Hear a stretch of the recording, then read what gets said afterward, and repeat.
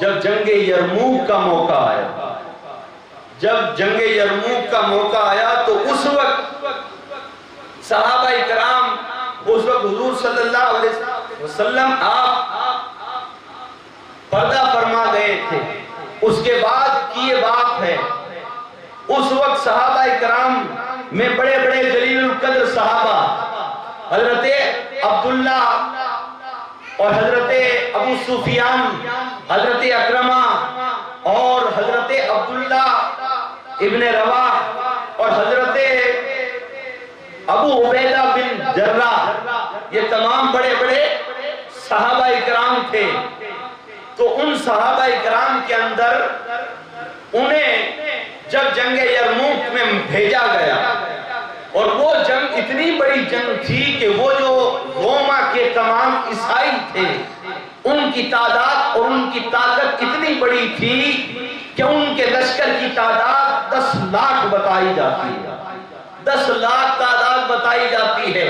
اور ادھر شہر مدینہ کے اندر صحابہ کرام نے جب اپنے تمام صحابہ کو تیار کیا تو صرف 60,000 میں، اتنے 60,000، مگر حضرت ابو عبیدہ آپ نے فرمایا کہ چلو 60,000 ہی کو لے کر میدان میں پہنچو اور ان عیسائیوں کو بتا دو۔ اور عیسائی ایسا نہیں ہے کہ وہ 10 لاکھ جتنے بھی ہیں وہ سارے میدان میں آئیں، وہ بھی اپنے چند لوگوں کو گن کر اپنے بڑے بڑے پہلوانوں کو بھیجیں گے۔ تو وہ تمام جو بڑا لشکر تھا، حضرت ابو عبیدہ نے ان تمام 60,000 حضور صلی اللہ علیہ وسلم کے صحابہ اور کچھ تابعی اس کے اندر تھے، وہ جب میدان کے اندر پہنچے، رات کا وقت تھا، تمام بڑے بڑے صحابہ جو سپہ سالار تھے اور جو تمام صحابہ کی سپہ سالاری کیا کرتے تھے، جو جنرل تھے، جو سپہ سالار تھے، ان سب کی میٹنگ ہوئی۔ اور جب رات کے وقت میٹنگ ہوئی تو حضرت ابو عبیدہ نے تمام صحابہ سے جو خاص سپہ سالاری کے عہدے پر تھے ان سب کو بٹھا کر آپ نے کہا کہ اب جنگ کیسے لڑی جائے، سامنے عیسائی ہیں اور ان کی تعداد 10 لاکھ کے قریب ہے، ان سے جنگ کیسے لڑنی ہے، کس طریقے سے لڑنی ہے، کیسے ان پر وار کرنا ہے، کتنے لوگوں کو لے جانے کی ضرورت ہے، مشورہ دو اور کچھ اپنی اپنی تدابیر بتاؤ۔ تو اس وقت حضرت ابو سفیان آپ کھڑے ہوئے اور آپ نے کھڑے ہو کر کہا کہ وہ ان کی طرف سے جاسوس نے یہ خبر پہنچائی ہے کہ عیسائی 10 لاکھ نہیں آئیں گے میدان میں، وہ 60,000 کا لشکر لے کر وہ میدان میں اتریں گے۔ تو حضرت ابو سفیان نے کہا کہ جب وہ 60,000 آ رہے ہیں تو ہم ایسا کرتے ہیں، ہم 30,000 کو لے جاتے ہیں۔ وہ جب 60,000 آ رہے ہیں تو ہم 30,000 کو لے جاتے ہیں، اس لیے کہ کافروں کے سامنے مومن کی شان اونچی ہوتی ہے، اور حضور صلی اللہ علیہ وسلم کے غلام، ان کی تو شان اور ان کا ایمان وہ 1,000 پر بھاری ہے، تو اس لیے 30,000 کو 60,000 کے سامنے لے جایا جائے۔ تو کہا کہ ہاں یہ بھی ٹھیک ہے۔ کسی صحابی نے کچھ اپنی تدبیر بتائی، کسی نے کچھ مشورہ دیا، کہا کہ 30 نہیں 60 کے 60 لے جاؤ، کسی نے کہا کہ 30 لے جاؤ، مگر حضرت خالد بن ولید آپ بھی بیٹھے ہوئے تھے، مگر آپ خاموش بیٹھے ہوئے، آپ کچھ بول ہی نہیں رہے تھے۔ آپ سے ابو سفیان نے کہا کہ خالد تو بھی کچھ بول، تو کیوں نہیں بول رہا ہے؟ حضرت خالد بن ولید نے کہا کہ ابو سفیان تم کہہ رہے ہو کہ 60,000 کے سامنے 30,000 لے جائیں، ارے یہ ہماری توہین ہے، یہ ہماری مومن کی توہین ہے۔ کہا کہ وہ کیسے؟ کہا کہ 60,000 کافروں کے سامنے 30,000 کو لے جائیں۔ ابو سفیان اگر تم یہ ساری جو میٹنگ ہو رہی ہے اس کے اندر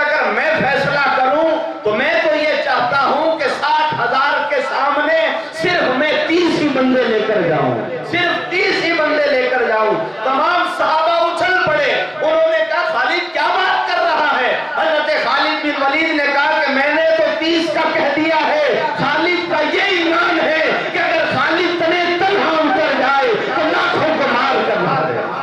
میں تو یہ بھی کہہ سکتا ہوں کہ اگر میں اکیلا چلا جاؤں، اس لیے کہ میرا ایمان یہ نہیں ہے کہ خالد اپنی طاقت پر لڑتا ہے، نہیں، خالد جو لڑتا ہے محمد کے عشق میں لڑتا ہے۔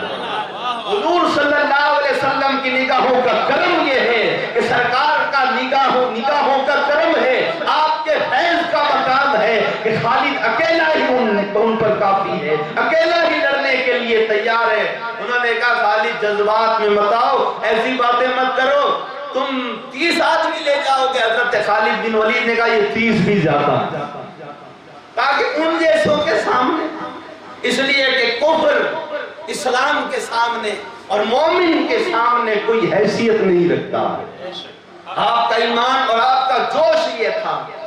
صحابہ نے سمجھایا، کہا کہ خالد کچھ آدمی بڑھا لو اور تم ہی جاؤ، تم ہی لڑنے کے لیے جاؤ، تم ہی سپہ سالاری کرو۔ تو حضرت خالد بن ولید نے کہا کہ اگر مجھے بھیجو گے تو میں 30 ہی آدمی لے جاؤں گا، میں 30 ہی لے جاؤں گا، اور میں چن کر لے جاؤں گا۔ میں اپنے ساتھ اپنے یاروں کو چن کر لے جاؤں گا۔ اور جب آپ نے کہا نا میں چن کر لے جاؤں گا، صحابہ کا عشق دیکھو کہ وہ یوں اٹھنے لگے، یوں اونچے ہونے لگے۔ کہا کہ خالد مجھے دیکھ لے، خالد مجھے دیکھ لے، خالد مجھے لے جائے۔ ان صحابہ کا عشق یہ تھا کہ ہمیں خالد لے جائے اور ہم وہاں جا کر ان کفار سے لڑتے ہوئے شہادت کا جام پینا۔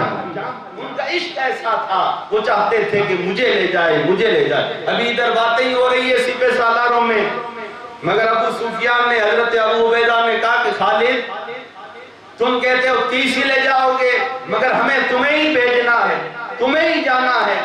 تو کہا کہ میں تو 30 لے جاؤں گا، اور وہ بھی میں اپنے حساب کے آدمی لے جاؤں گا، اس لیے کہ جو صحابہ اکرام کی جو 60,000 میں جو تعداد تھی وہ 50 سے اوپر کچھ صحابہ تھے، باقی کے تابعی تھے، اور جو حضور صلی اللہ علیہ وسلم کے جو خاص مطلب کہ جو آپ کے زیادہ قریب رہے اور جو زیادہ عمر کے جو تھے، آپ چاہتے تھے کہ میں انہیں اپنے ساتھ میں لے جاؤں۔ تو حضرت ابو عبیدہ نے فرمایا، کہا کہ خالد ایسا کرو، تم کہتے ہو کہ 30 آدمی لے جاؤں گا، تو خالد تم 30 لے جاؤ گے، ایسا کرو 30 ہماری طرف سے لے جاؤ، پورے 60 آدمی لے جاؤ۔ کتنے؟ 60۔ ان صحابہ کا بھی خالد پر بھروسہ تو دیکھو کہ انہوں نے کہا کہ 60 آدمی لے جا، 30 تیری طرف سے، 30 ہماری طرف سے۔ صحابہ بھی جانتے ہیں کہ خالد وہ ہے جو لاکھوں کی تعداد میں اگر 10 کو لے جائے تب بھی فتح مقدر ہے، اب بھی فتح ہے۔ تو وہ بھی جانتے تھے، تو انہوں نے کہہ دیا خالد 30 ہماری طرف سے لے جا، 60 آدمی لے جا۔ آپ کا عشق دیکھو کہ ادھر 60,000 ہیں اور آپ 60 آدمی لے کر جا رہے ہیں۔ 60 صحابہ لے کر آپ جب روما کے عیسائیوں کے سامنے جب پہنچے، ان کا 60,000 کا لشکر، اور وہ اتنے اونچے ان کے گھوڑے، اتنے طاقتور ان کے پہلوان، اور وہ مچل رہے تھے کہ کب ہم ان مسلمانوں پر ٹوٹ پڑیں، کب ہم ان سے لڑائی کریں اور ہم انہیں مسل کر رکھ دیں، ہم ان سے لڑیں۔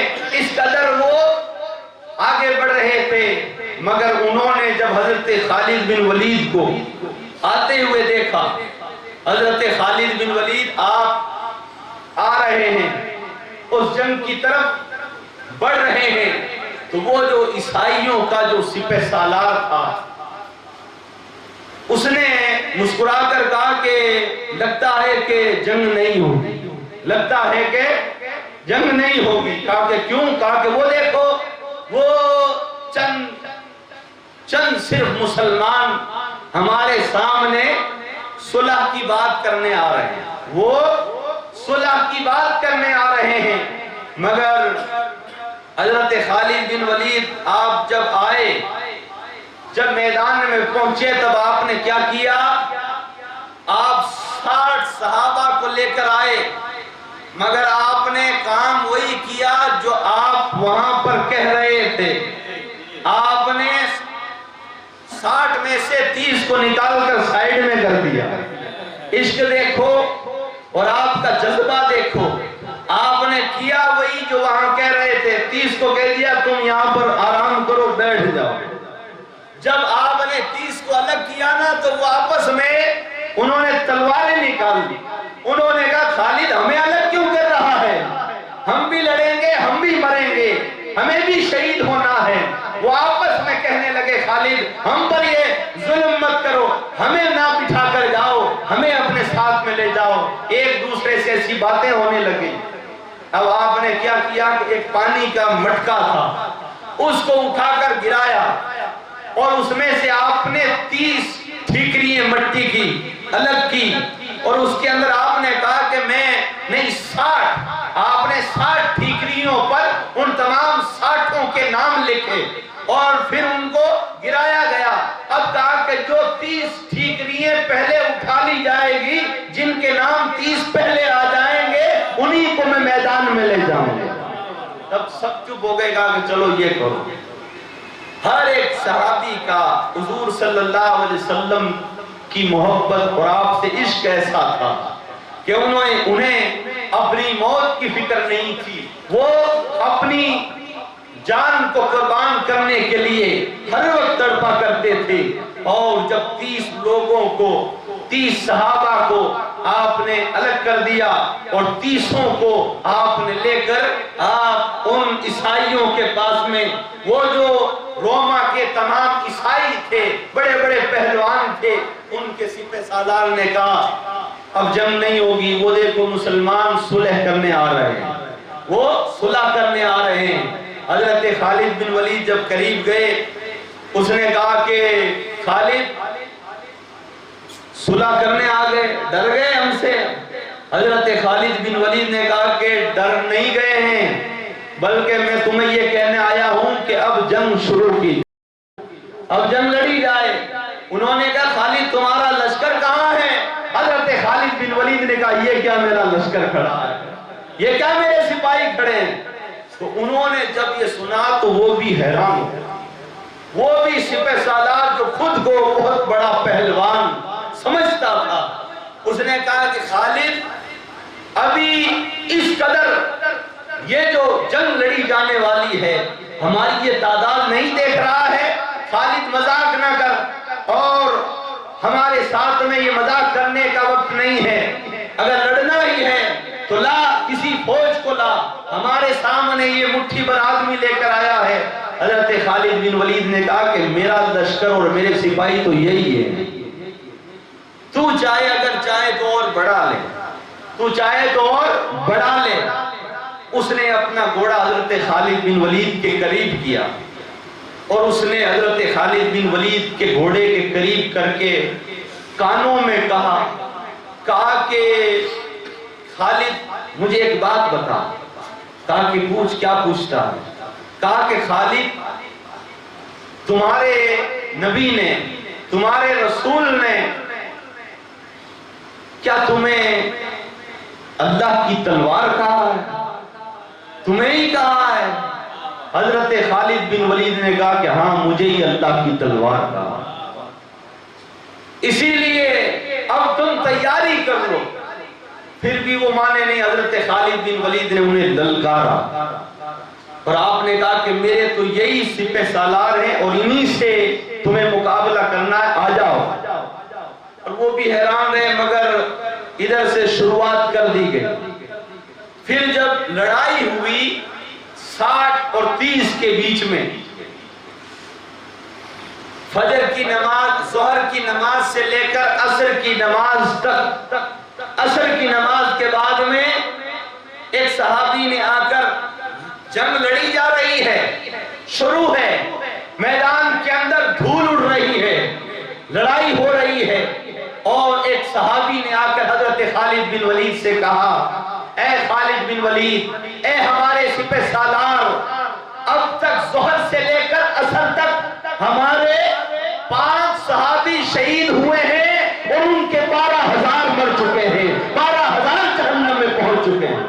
صرف صحابی 5 وفات، 5 نے جام شہادت نوش کی ہے، ادھر اور ادھر 12,000 کو ختم کر دیا۔ حضرت خالد بن ولید نے کہا کہ لڑتے رہو، لڑتے رہو۔ 12,000 کو انہوں نے مار دیا تھا۔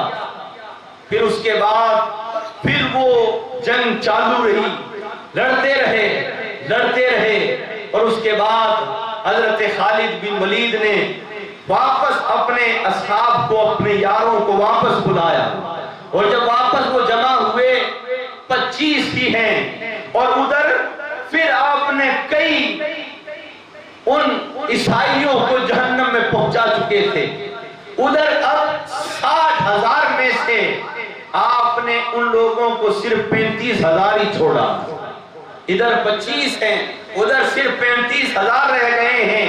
اس وقت حضرت خالد بن ولید نے اپنے اصحاب سے، اپنے یاروں سے، حضور کے ان عاشقوں سے آپ نے فرمایا، کہا کہ اب تمہیں لڑنا نہیں ہے، اب ان 35,000 کو بھگانا ہے، ان کو بھگانا ہے۔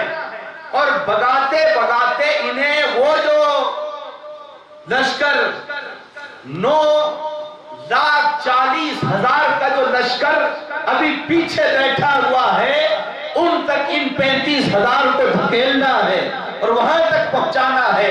انہیں دھکیلتے ہوئے انہیں بھگاؤ ایسا کہ جب یہ 35,000 اس 9,40,000 کے اندر پہنچیں گے، تب وہ جو 9,40,000 وہاں پر لڑنے کے لیے تیار بیٹھے ہوئے ہیں، جب تم انہیں بھگا کر ان کے اندر چھوڑ آؤ گے تو ان کے اندر بھی خوف طاری ہو جائے گا کہ 25 آدمیوں نے 60,000 کو ختم کر کے 35,000 کو ہم تک لا کر چھوڑ دیا ہے۔ اگر خالد نے اور لشکر بلا لیا تو یہ 9,00,000 کا لشکر حضرت خالد بن ولید مٹا کر رکھ دے گا۔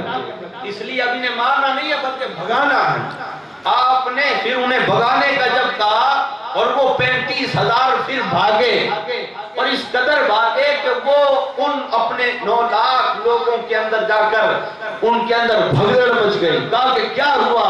کہا کہ خالد کا لشکر آ رہا ہے، خالد کا لشکر آ رہا ہے۔ جب ان لوگوں نے 25 لوگوں کو گھوڑے پر سوار دیکھا، کہا کہ ارے یہ 25 ہیں اور 25 کے سامنے تم 35,000 بھاگتے ہوئے آ گئے، اگر خالد اور لشکر بلا لے گا تو ہماری کیا حالت ہوگی؟ تو ان پر سب پر خوف طاری ہو گئی۔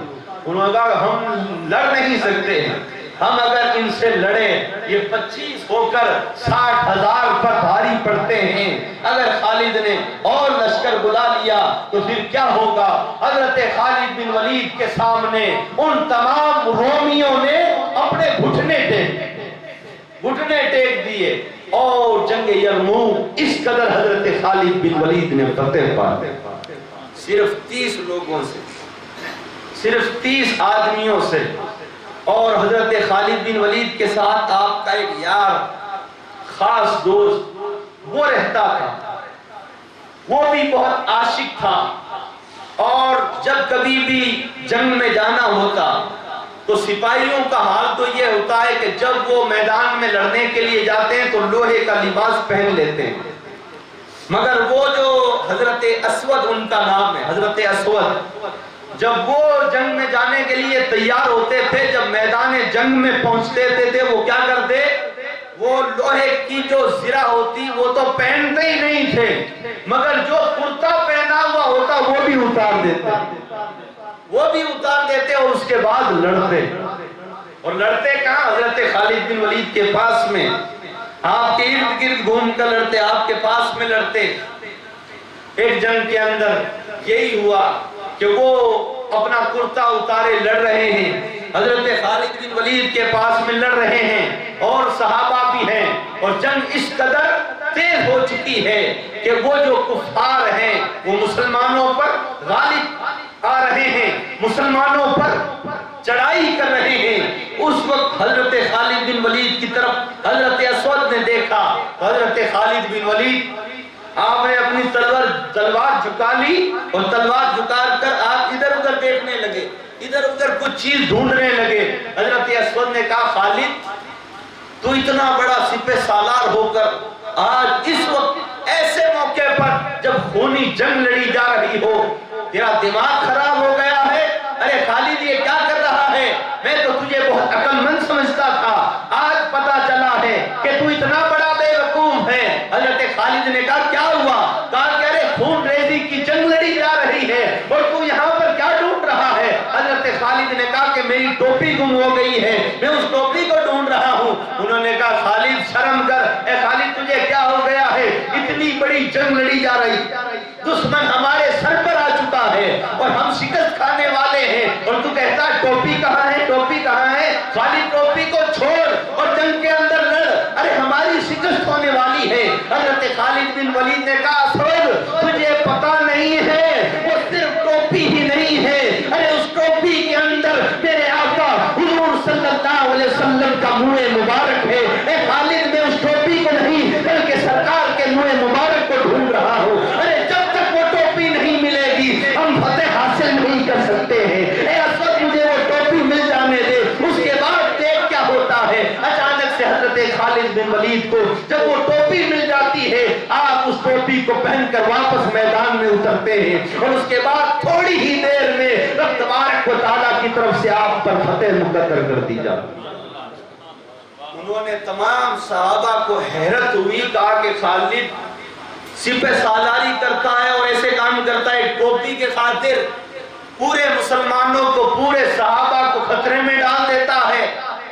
اور حضرت خالد بن ولید کی کچھ ایسی باتیں جو برداشت کے باہر ہو چکی تھی۔ وہ کیا باتیں تھی کہ جب جنگ لڑی جا رہی ہوتی تھی آپ سپہ سالار ہوتے، جنگ لڑی جا رہی ہے اور جو جنگیں لڑی جاتی تھی صرف ایک دن میں نہیں ہوتی تھی فتح، 2 دن 3 دن 15 دن، مہینہ 2 مہینہ 6 مہینے، سال بھر، 2 سال 5 سال، اس قدر جنگیں لڑی جاتی تھی۔ اور کبھی کبھار تو جو قلعہ فتح نہیں ہوتا تھا اور پہلے زمانے میں قلعے کے اندر پورا شہر بستا تھا اور وہ جو کفار ہوتے تھے جیسے کہ کیسر روما تھا اور کیسر و کسرا تھا، تو وہ ایک قلعے ہوتے تھے اور وہ اپنے قلعوں کے اندر سے حملہ کرتے تھے اور آمنے سامنے کی لڑائی نہیں ہوتی، اور جب مسلمان جب سپاہی قلعے کے قریب جاتے تو وہ اوپر سے تیر چلاتے اور حملہ کر دیتے تھے، کبھی تیل گراتے تھے، کبھی آگ گراتے تھے، اس قدر کئی سال گزر جاتے تھے، فتح نہیں ہوتی تھی۔ ایسی ایک اور جنگ کے اندر ایک قلعہ ملک شام کے اندر جب فتح نہیں ہو رہا تھا اور اس کی سپہ سالاری بھی حضرت خالد کر رہے اور جنگ وہ قلعہ فتح نہیں ہو رہا، 1 سال گزر گیا، اتنی محنتوں کے باوجود بھی کچھ کام نہیں ہو رہا، کوئی راستہ نہیں مل رہا ہے، نہ وہ سرنگ بنا پا رہے ہیں، نہ قلعے کی دیوار کو توڑ پا رہے ہیں۔ 1 سال گزر گیا، حضرت خالد بن ولید نے کہا کہ روزے رکھو اور اللہ تعالیٰ سے دعا کرو، اللہ تعالیٰ کوئی نہ کوئی راستہ ضرور نکالے۔ پھر روزے رکھے گئے اور جب افطاری کا ایک دن وقت ہوا، حضرت خالد اپنے جب خیمے میں آئے، جو آپ کا خاص خادم تھا جو ہر وقت آپ کے ساتھ رہتا، آپ جب افطاری کے وقت اپنے خیمے میں آئے تو دیکھا کہ آپ کے لیے کوئی بھی افطاری کا سامان نہیں ہے۔ حضرت خالد نے سوچا کہ وہ کہیں نکل گیا ہوگا یا کام میں بیزی ہوگا یا آ نہیں پایا ہوگا، تب آپ نے پانی پی کر افطاری کر لی۔ پھر دوسرے دن بھی آپ جب خیمے میں آئے افطاری کے وقت پھر بھی افطاری نہیں۔ تیسرے دن پھر ایسا ہی ہوا، آپ نے پھر اپنے اس خادم سے، اس غلام سے کہا کیا بات ہے تم میرے لیے افطاری نہیں رکھتے ہو؟ اس نے کہا کہ حضرت 3 دن ہو گئے ہیں، میں تو افطاری ہر دن رکھتا ہوں۔ تو کہا کہ میں جب آتا ہوں تب تو افطاری ہوتی ہی نہیں ہے۔ انہوں نے کہا کہ شاید کوئی چرا لیتا ہوگا، شاید کوئی لے لیتا ہوگا، شاید کوئی کھا لیتا ہوگا، تو میں آج چھپ کر پتا کروں گا کہ وہ کون لے جاتا ہے۔ آپ کے لیے جو کھانا رکھا جاتا ہے وہ کوئی کھا کر چلا جاتا ہے۔ جب اس نے چھپ کر دیکھا اس نے کیا دیکھا کہ اس وقت افطاری کے وقت جو کھانا رکھا ہوا تھا اس کھانے کو وہ کتا کھانے لگا. اس نے ایک دم سے اس کتے کو جھڑکا. حضرت خالد بن ولید سے بتایا کہ یہ دیکھو یہ کتا ہے. حضرت خالد بن ولید نے دیکھا, آپ نے کہا کہ یہ جو فکس وقت پر آ کر یہ جو کھانا کھا جاتا ہے یہ اس کی طرف سے نہیں ہے, بلکہ لگتا ہے کہ یہ اللہ کی طرف سے کوئی اشارہ, اللہ کی طرف سے کوئی اشارہ ہے.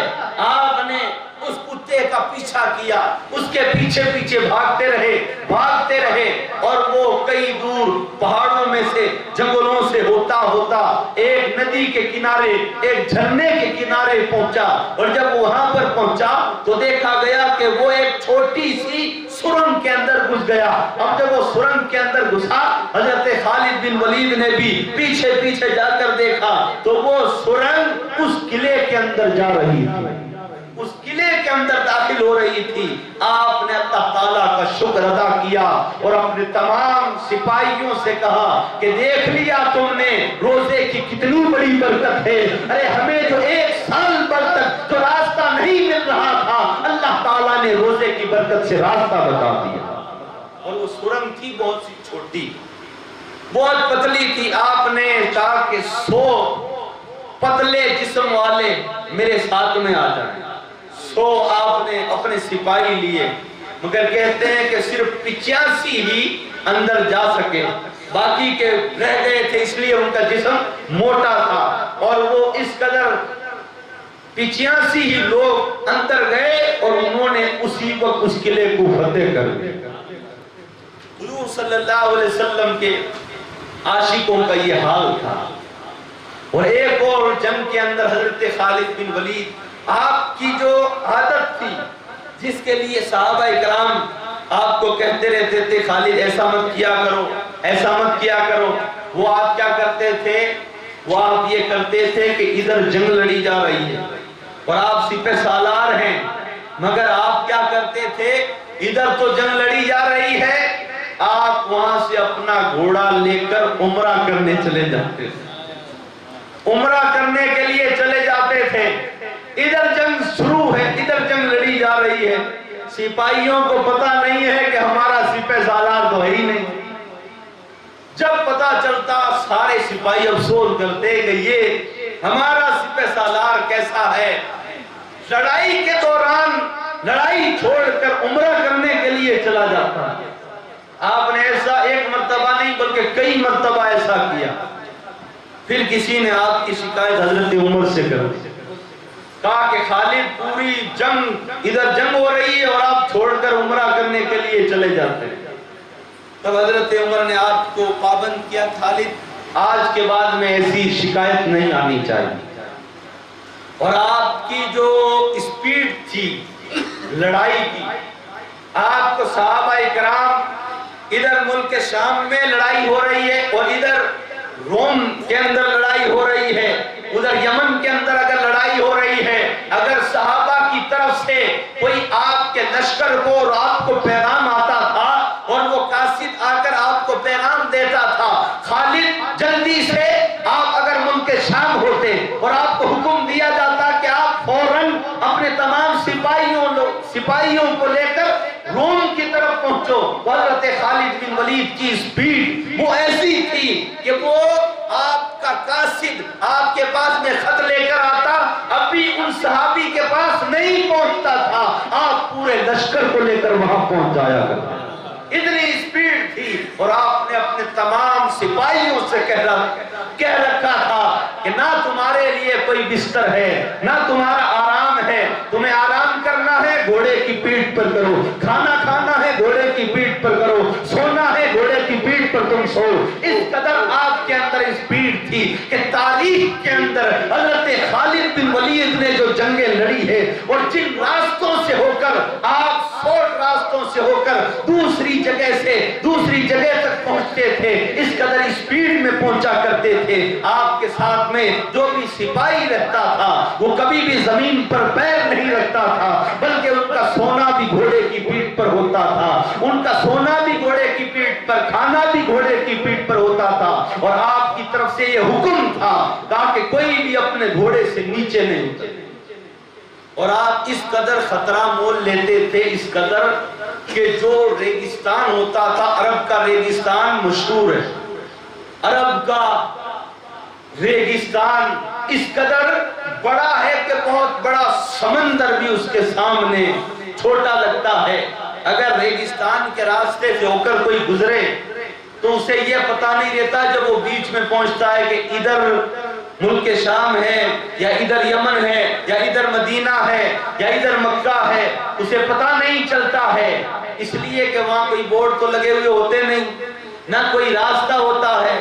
مگر اس کے باوجود بھی آپ 10,000 سپاہیوں کو لے کر ایسے راستوں سے ہو کر گزرتے تھے. اگر وہاں پر راستہ کوئی بھول جائے، اگر ادھر ادھر تھوڑی سی چوک ہو جائے تو ان سب کی جان خطرے پر آ جائے. اگر ریگستان میں طوفان آ جائے تو واپس بچنے کا کوئی چانس نہیں ہوتا.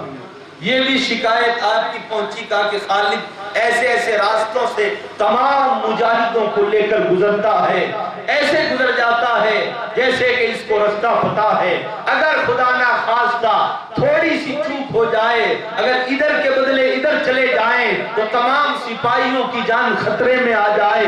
خالد ایسا کیوں کرتے ہیں؟ مگر حضرت خالد بن ولید کا اپنے مولا پر اتنا بھروسہ تھا، آپ جس راستے سے جاتے تھے آپ کو جہاں پہنچنا ہوتا تھا وہیں پہنچ جایا کرتے. آپ یہ نہیں دیکھتے تھے کہ کون سا راستہ ہے. اور اسی طریقے سے آپ ایک اور جنگ کے اندر آپ اپنی ٹوپی گھر بھول گئے اور ادھر جنگ لڑی جا رہی ہے، ادھر بھی شکست ہونے والی ہے. تو کیا ہوا کہ شہر مدینہ کے اندر حضرت ابو عبیدہ رات کے وقت سوئے ہوئے تھے. حضور صلی اللہ علیہ وسلم خواب میں تشریف لائے اور آپ نے فرمایا ابو عبیدہ تم سو رہے ہو اور ادھر اللہ کا شیر دشمنوں میں گر چکا ہے، جاؤ جا کر اس کی مدد کرو. تو حضرت ابو عبیدہ اسی وقت اٹھے اور آپ نے تمام صحابہ سے پورے شہر مدینہ میں اعلان کروا دیا، کہا کہ خالد دشمنوں کے لرگے میں آ چکے ہیں، چلو ان کی مدد کے لیے چلو. جب حضرت ابو عبیدہ تمام صحابہ کو لے کر شہر مدینہ سے جب نکلے تھے تو حضرت ابو عبیدہ نے دیکھا کہ ایک اور تھوڑا سا چھوٹا قافلہ 2-3 گھوڑے آپ سے کچھ دوری پر جا رہے ہیں. حضرت ابو عبیدہ نے اپنے سپاہیوں کو دوڑایا کہ جاؤ ان گھڑ سوار کو روکو، شاید ہو سکتا ہے وہ کوئی دشمن ہو سکتا ہے وہ کوئی جاسوس ہو، جا کر انہیں پکڑ کر لاؤ. جب آپ کے سپاہی گئے اور ان کو جا کر جب گھیرا، ان کو دیکھا کہ ہر ایک کے نقاب اوڑا ہوا ہے اور اس قدر ان کا جسم ڈھکا ہوا ہے، پتہ نہیں چل رہا ہے کون ہے. ان کو خاموشی کے ساتھ میں حضرت ابو عبیدہ کے جب پاس لایا گیا تو ایک گھوڑ سوار نے حضرت ابو عبیدہ کے قریب اپنا گھوڑا کر کے حضرت ابو عبیدہ کے قریب آپ کے کانوں کے پاس آ کر وہ گھوڑ سوار کہتا ہے اے ابو عبیدہ مجھے پہچانتے نہیں ہو اس لیے کہ میرے نقاب اوڑا ہوا ہے، آپ نے مجھے پہچانا نہیں ہوگا. حضرت ابو عبیدہ نے کہا کہ تم کون ہو؟ تو حضرت ابو عبیدہ سے انہوں نے کہا کہ میں حضرت خالد بن ولید کی بیوی ام ایمن ہوں جو میں حضرت خالد کی طرف جا رہی ہوں. حضرت ابو عبیدہ نے کہا کہ کیوں جا رہی ہو؟ کہا کہ میرے شوہر حضرت خالد جو ٹوپی پہن کر جنگ میں اترتے ہیں، میدان میں جاتے ہیں، دشمنوں سے لڑنے کے لیے جاتے ہیں، وہ ٹوپی گھر ہی کے اندر بھول کر چلے گئے ہیں. ابھی جب آپ نے اعلان کیا تھا تو مجھے فکر ہوئی، میں جب نیند سے اٹھی اور مجھے یہ فکر ہوئی کہ آج تک اللہ کی تلوار کسی بھی میدان میں شکست نہیں ہوئی ہے، آج کیا بات ہو گئی ہے کہ خالد کو شکست ہو رہی ہے. جب میں نے گھر کی طرف دیواروں پر دیکھا تو حضرت خالد کی ٹوپی ٹنگی ہوئی تھی. مجھے خیال آ گیا کہ ایک دن حضرت خالد حضور صلی اللہ علیہ وسلم کے منہ مبارک کو میرے پاس لے کر آئے اور اپنی ایک ٹوپی لا کر کہتے ہیں لو اس ٹوپی کو لے کر اس منہ مبارک کو لے کر اس ٹوپی کے اندر سیڑ دو، اس کے اندر ڈال دو. ارے میں جس جنگ میں جاؤں گا اس ٹوپی کو پہن کر جاؤں گا اور اب تبارک و تعالیٰ اپنے محبوب کے اس منہ مبارک کے صدقے میں اللہ تعالیٰ مجھے فتح عطا فرمائے گا.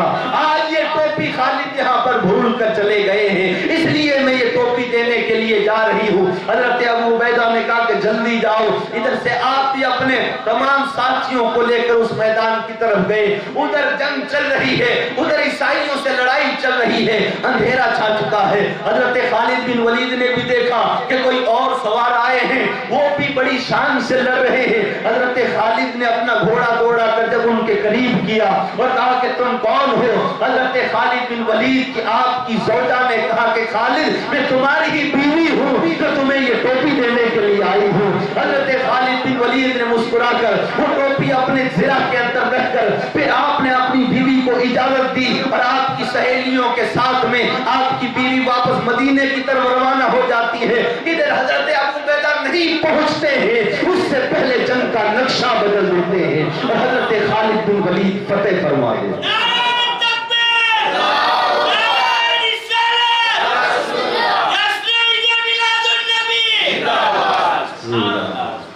حضرت خالد بن ولید کو اللہ تعالیٰ نے وہ شان عطا فرمائی اور آپ فرماتے کہ میری یہ تمنا تھی، مطلب یہ آپ کے مزار مبارک پر ایک تحریر لکھی ہوئی ہے، آج بھی لکھی ہوئی ہے کہ میری تمنا تھی کہ میں کسی میدان جنگ میں شہید ہوتا، میں کسی میدان جنگ میں شہید ہوتا، مگر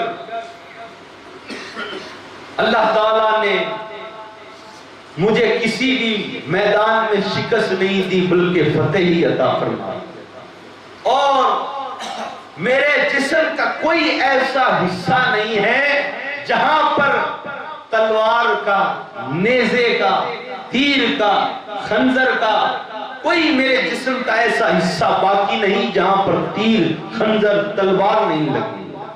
پورا جسم، آپ نے کہا ایک انگلی رکھنے کی میرے جسم میں جگہ نہیں ہے، اتنی تلواریں، اتنے تیر، اتنے نیزے آپ کو لگے مگر آپ کو شہادت نہیں ملی۔ کیوں؟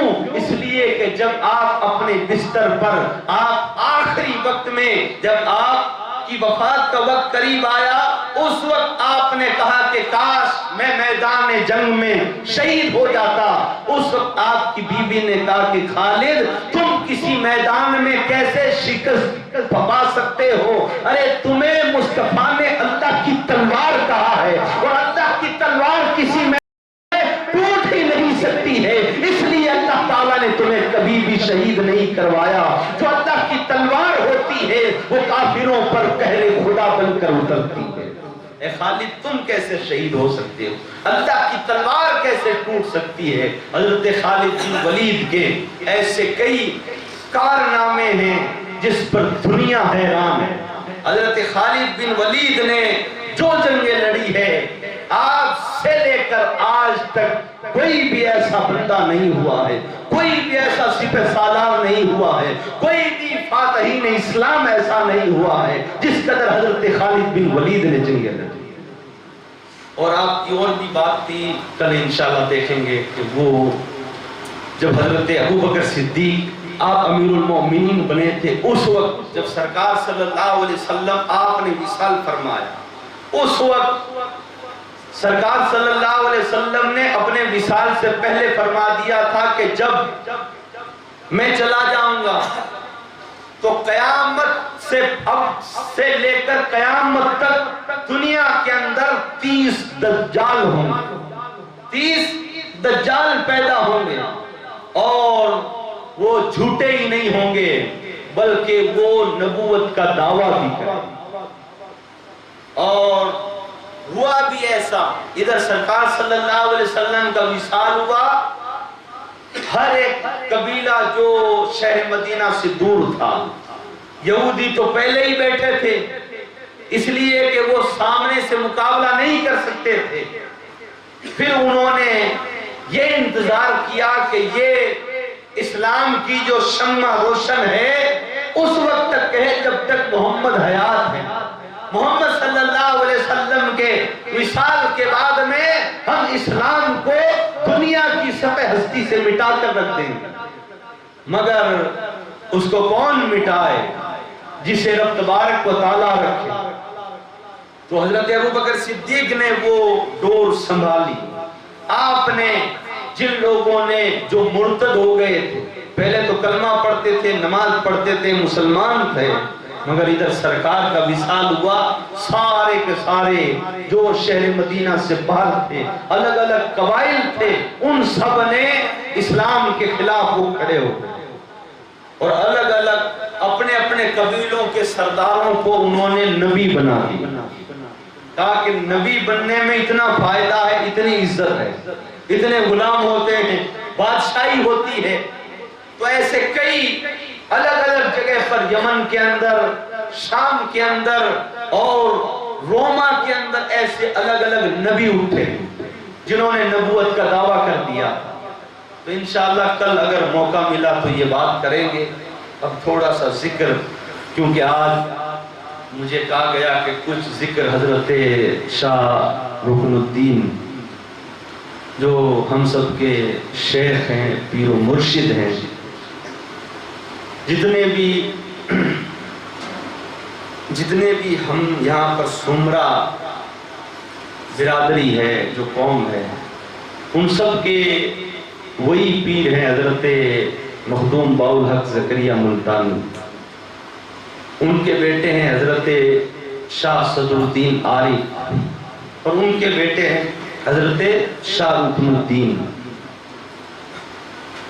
حضرت مخدوم باالحق زکریا ملتانی، آپ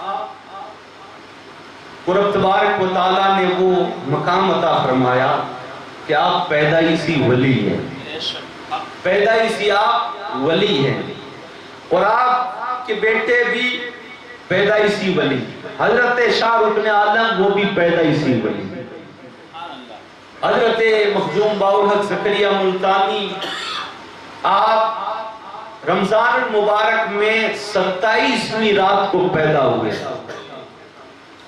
اور اس قدر آپ کو اور آپ کا جو پورا گھر تھا، آپ کے والد تھے حضرت محمد غوث، وہ بھی اللہ کے ولی تھے اور اس قدر عبادت گزار تھے کہ جب وہ قرآن پڑھنے کے لیے تہجد کے وقت جب قرآن کی تلاوت کرتے تھے، اور ادھر حضرت مخدوم باالحق بچپنے میں جس وقت ماں کا دودھ پی رہے ہوتے، ادھر آپ کے والد جب قرآن کی تلاوت کرتے، حضرت مخدوم باالحق دودھ پینا چھوڑ کر قرآن سننے لگ جاتے.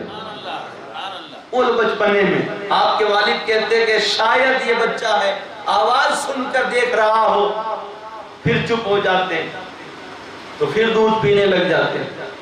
آپ کے والد پھر قرآن کی تلاوت شروع کرتے، پھر ادھر دودھ چھوڑ دیتے. کئی مرتبہ کر کے دیکھتے تو انہیں یقین ہو گیا کہ ہمارا بیٹا کوئی عام نہیں ہے بلکہ اللہ تعالیٰ کا محبوب ہے. اور حضرت شاہ رکن عالم، آپ بھی اسی قدر وہی شان رکھتے ہیں، اور کیوں نہیں رکھیں، آپ کے دادا وہ مقام آپ کو ملا حضرت مخدوم باالحق کو کہ آپ کو اولیاء کرام نے غوث العالمین کہا، غوث العالمین کہا ہے. اور حضرت بابا فرید جس کے لیے تعریف کریں، جس کے لیے کہیں کہ مخدوم باالحق باالدین مقام ولایت کے اندر اس مقام تک پہنچا، اس مقام تک پہنچا، بلندیوں طے کرتا رہا، بلندیوں طے کرتا رہا، اور اس قدر اوپر گیا کہ اس کے مقام کو بڑے بڑے اولیاء کرام دیکھنے کے لیے ترستے ہیں. اس کے مقام کو نہیں پہنچ سکتے ہیں، اس مقام پر باالدین زکریا. آپ کے دادا کا مقام اتنا بلند تھا، اور آپ بھی پیدائشی ولی ہیں.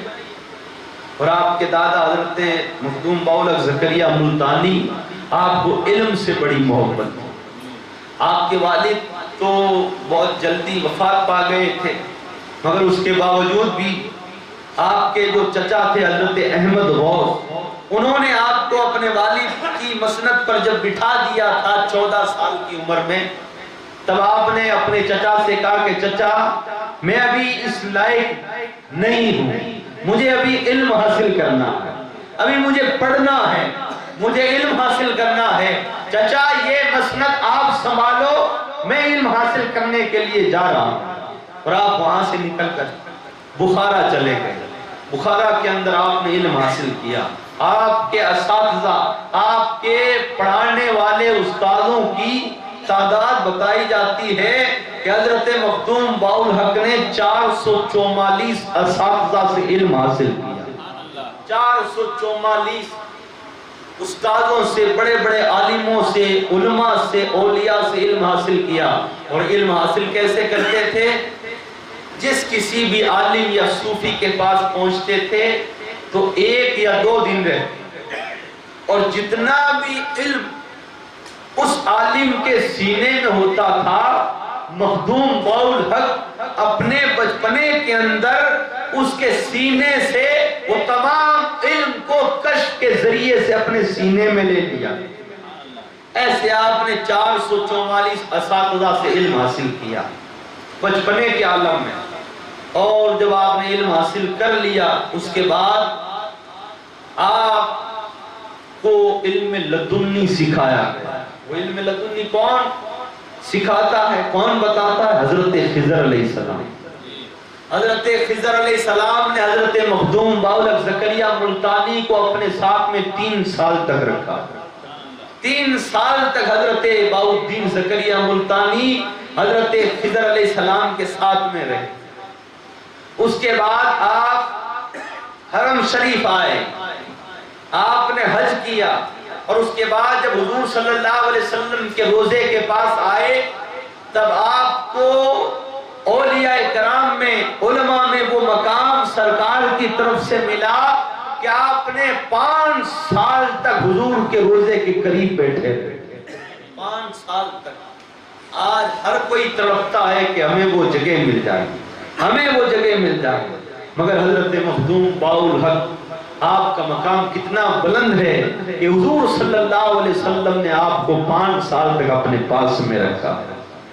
اس کے بعد آپ کئی اولیاء کرام سے ملاقات کرتے رہے، کئی اللہ والوں سے آپ نے ملاقات کی، اور حضرت بابا فرید بھی آپ کی شان بیان کرتے ہیں۔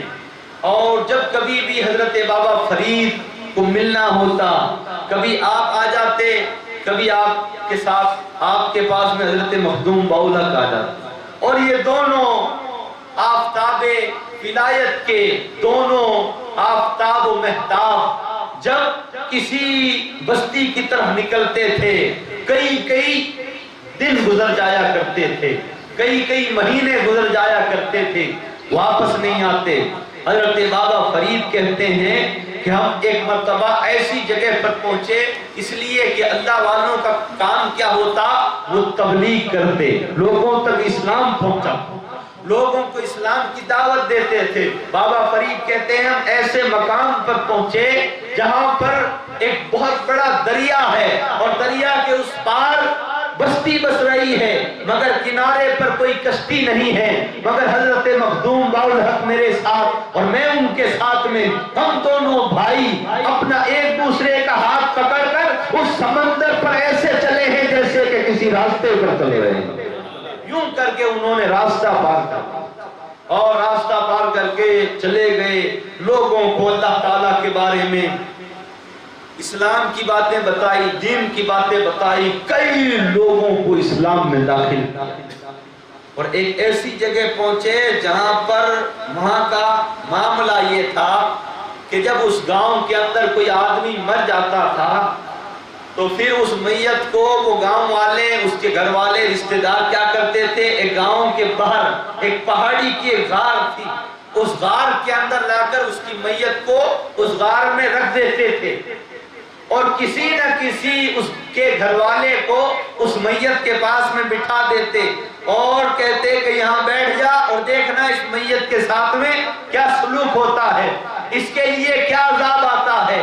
تو وہاں پر اسی وقت آگ آتی تھی جس کی وجہ سے وہ مردہ جل جایا کرتا تھا، وہیں پر عذاب آ جاتا تھا، اور وہ اس کے گھر والا باہر آ کر سارے گاؤں والوں سے کہہ کہہ دیتا تھا کہ اس کے ساتھ میں ایسا سلوک ہوا ہے۔ جب حضرت مخدوم باالحق آپ اس جگہ پر پہنچے، وہاں پر ایک میت لائی گئی، اور وہاں پر جب رکھ رہے تھے آپ نے ان تمام لوگوں سے پوچھا یہ کیا ہو رہا ہے؟ کہا کہ ہمارے یہاں کا یہی دستور ہے، جب کوئی مر جاتا ہے اس غار میں رکھ دیتے ہیں اور ایک آدمی کو اس میت کے پاس میں بٹھا دیتے ہیں تاکہ وہ اس میت کی خبر باہر آ کر سنا دے۔ حضرت مخدوم باالحق نے آپ نے فرمایا آج مجھے اس میت کے پاس میں بٹھا دو، وہاں پر کوئی نہیں۔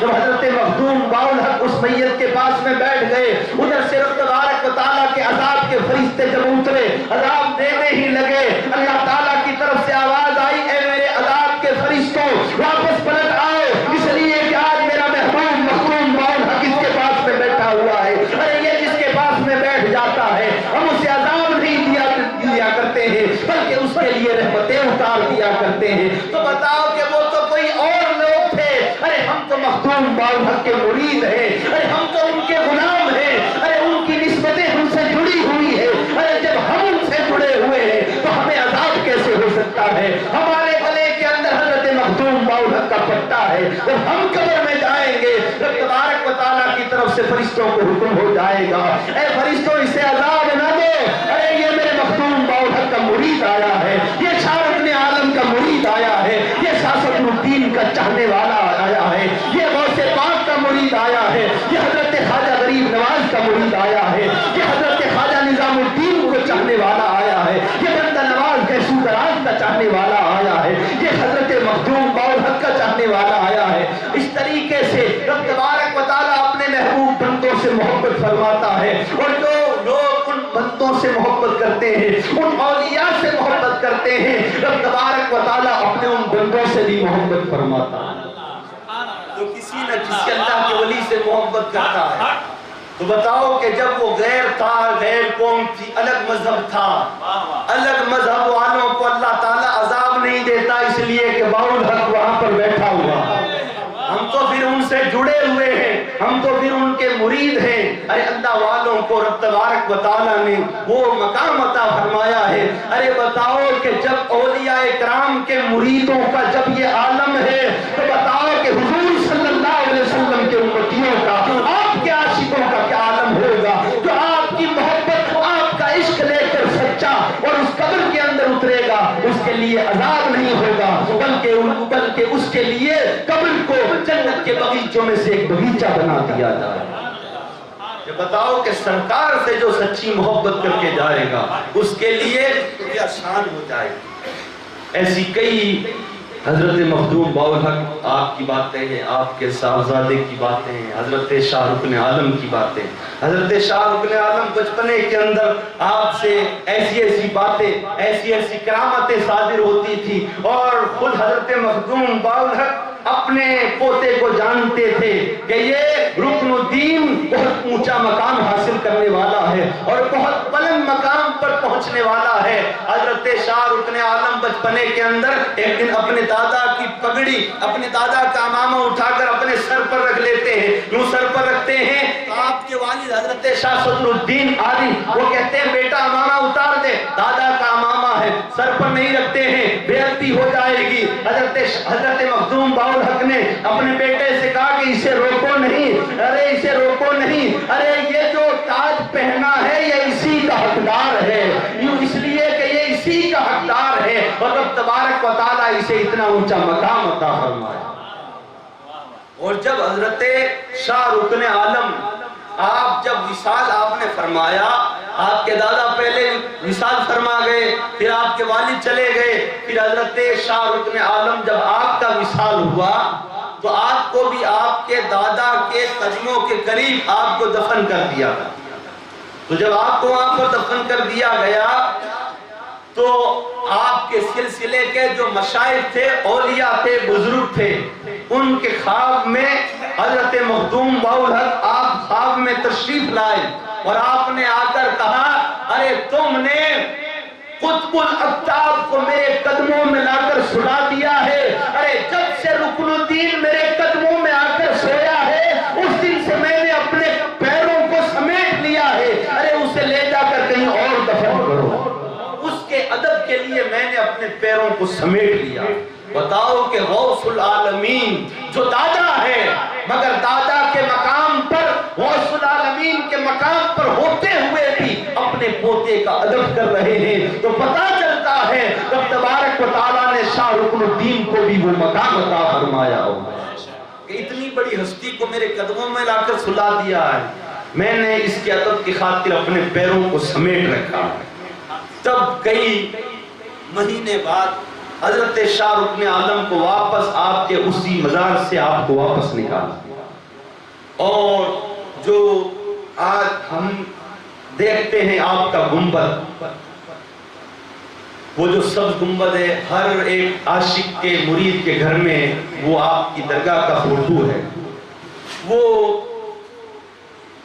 دہلی کے بادشاہ نے وہ تعمیر کروایا تھا، اسی جگہ پر پھر آپ کو وہاں پر دفن کیا گیا۔